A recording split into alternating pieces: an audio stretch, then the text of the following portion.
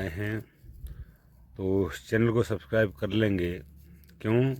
क्योंकि सब्सक्राइब करने का फ़ायदा ये है कि आपको पैसा मिल जाएगा, इज्जत मान प्रतिष्ठा सब मिल जाएगी आपके कर्म से, पर सूचनाएं, ज्ञान ये आपको नहीं मिल पाएगा। इसके लिए आपको सही व्यक्ति तक पहुंचना बहुत ज़रूरी होता है। और मैं ये घोषणा कर सकता हूं कि मैं जो भी तुम्हें सूचनाएं दूंगा वो एकदम आपके काम की सूचनाएं होंगी और आपके जीवन में लाभकारी सूचनाएं होंगी। इसीलिए आप चैनल को सब्सक्राइब कर लें और अगर मेरी बातें पसंद आएँ तो लाइक भी कर लें, अगर ना आए तो ना करें।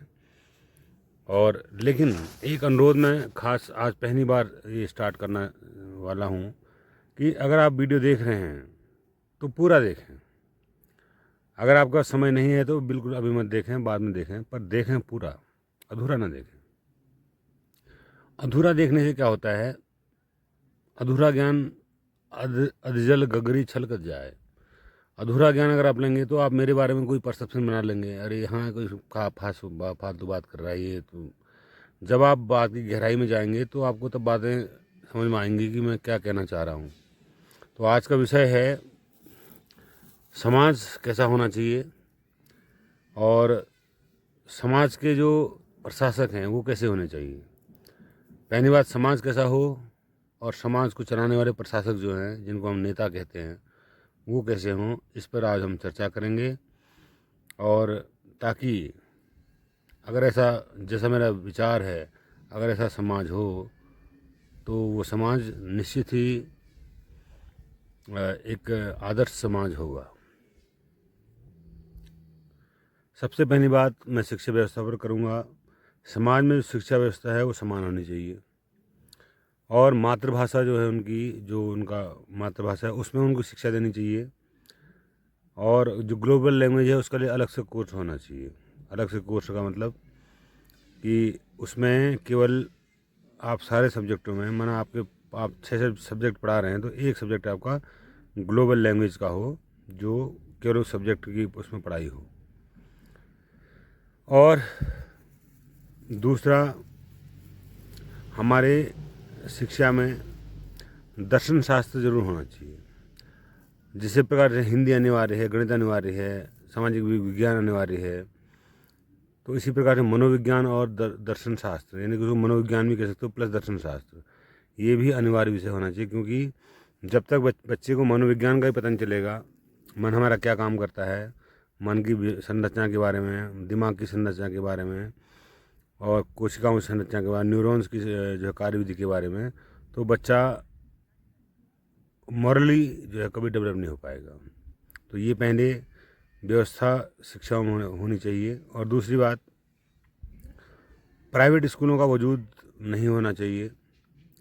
जितने भी स्कूल प्राइवेट चल रहे हैं उनको गवर्नमेंट अपने अंडर में कर ले और उसके हिसाब से शिक्षा होनी चाहिए। प्राइवेट स्कूलों का कोई वजूद यहाँ पर नहीं होना चाहिए। सरकारी ही जो है शिक्षा, क्योंकि शिक्षा बहुत इम्पोर्टेंट जो है सब्जेक्ट है पूरे समाज का, इसलिए उसको, उसकी जिम्मेदारी सरकार के पास होनी चाहिए।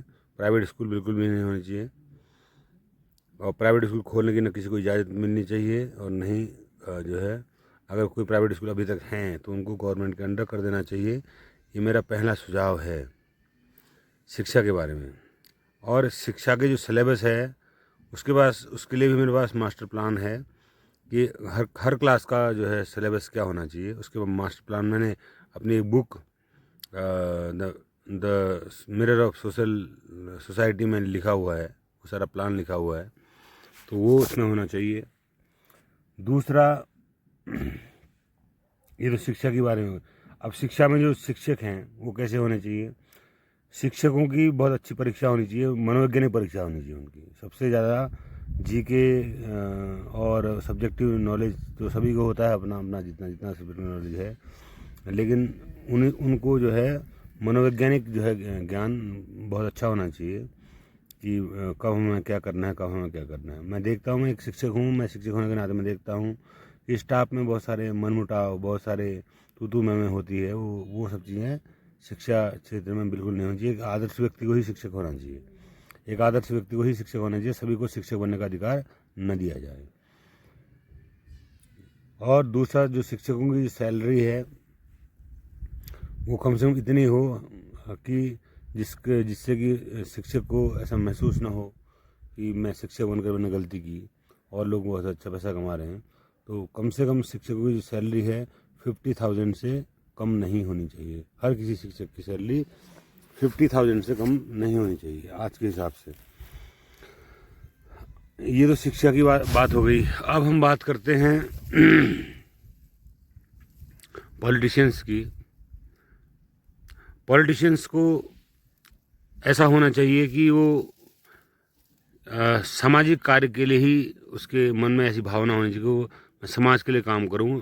उसका मतलब वो ऐसा व्यक्ति चुनाव लड़े जिसका आर्थिक जो भूख है वो मिट चुकी हो, और जिसकी जो है और किस्म की भूखें मिट चुकी हो। एक ही भूख उसकी बची हो कि मैं समाज सेवा करूँगा। उसके अंदर एक नाम की भूख बची हो, बस नाम की भूख बची हो, जिसकी वजह से वो जो है वहाँ पर टिके।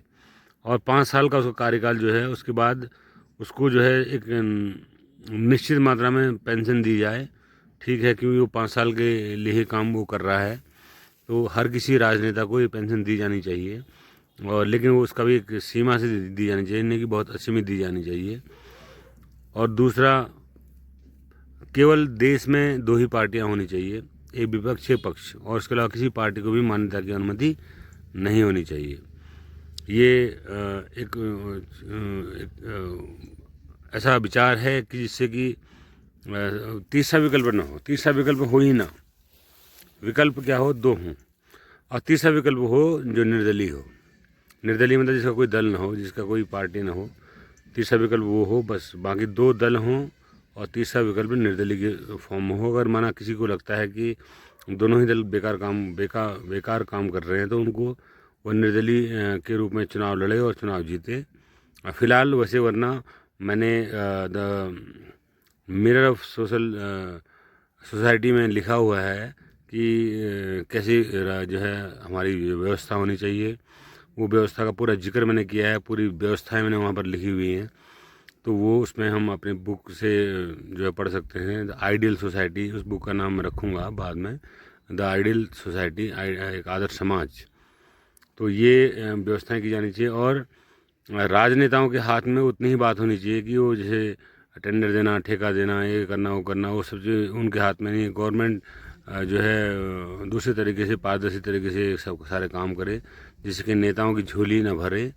और हर नेता का अकाउंट चेक हो, हर नेता का जो है प्रॉपर्टी चेक हो, और एक निश्चित मात्रा के अलावा अगर प्रॉपर्टी को बनाता है तो फिर वो जो है अपराधी घोषित किया जाए। ऐसा कुछ ऐसा होना चाहिए। अब है समाज, जो वोटर्स हैं, वोटर्स को कैसा होना चाहिए। वोटर्स को पहली बात तो सरकार की सारी योजनाएं, एक ऐसी बुक छपनी चाहिए, एक ऐसी बुक हर साल छपनी चाहिए जिसमें जिला पंचायत स्तर में क्या काम हो रहे हैं वो उस बुक में सब लिखा हो। पर ईयर वो वार्षिक बुक को छपनी चाहिए। और एक कि एमएलए के स्तर में क्या काम हो रहे हैं वो सारे वार्षिक बुक उसमें छपनी चाहिए। और एक लोकसभा के स्तर में एक वार्षिक बुक छपनी चाहिए, ताकि वो बुक और सभी तक वो बुक पहुंच जानी चाहिए। वो बुक सभी तक पहुंच जानी चाहिए ताकि सभी लोग उसको पढ़ सकें कि लोकसभा के स्तर में, राज्यसभा स्तर में, जिला पंचायत स्तर में और क्षेत्र पंचायत स्तर में या ग्राम पंचायत स्तर में क्या क्या काम हो रहे हैं और क्या क्या वहाँ पर लोगों को लाभ मिल रहे हैं। ये सारी जानकारियाँ सरकार को देनी चाहिए। उस बुक को वो अगर प्रिंट की या पुस्तकों की कमी है तो उसका एक वेबसाइट होना चाहिए, एक ऐप होनी चाहिए। उस ऐप में वो सारे काम दिखाई दें और उस ऐप में अब अपडेट भी होता रहे हमेशा कि हाँ, ये काम इस बार ये काम जो है सैंक्शन हुआ है और इस काम को किया जा रहा है, उसकी लागत इतनी है और इस आदमी के अमके आदमी द्वारा काम किया जा रहा है और इस काम की गुणवत्ता ये है। तो वो ताकि सारे लोग उसको देख सकें, समझ सकें। तो ये पारदर्शिता काम में ज़रूर होनी चाहिए, तभी हम जो है एक आदर्श भारत का निर्माण कर पाएंगे। अदरवाइज करप्शन के जो है राक्षस हमें हमेशा जो है अपना कालग्रास बनाते रहेंगे। और इस बात का बहुत विशेष ध्यान रखना चाहिए इस कार्यप्रणाली में। और दूसरी बात ये तो है, देखो मैं 3 चीज़ों के बारे में बताया, शिक्षा है और राजनेता हैं और हमारा समाज है। अब सबसे बड़ा रोल इसमें समाज का है, क्योंकि समाज से ही राजनेता भी जाता है, समाज से ही शिक्षक भी जाता है, समाज से ही बच्चे भी जाते हैं, समाज से ही सब कुछ जाता है।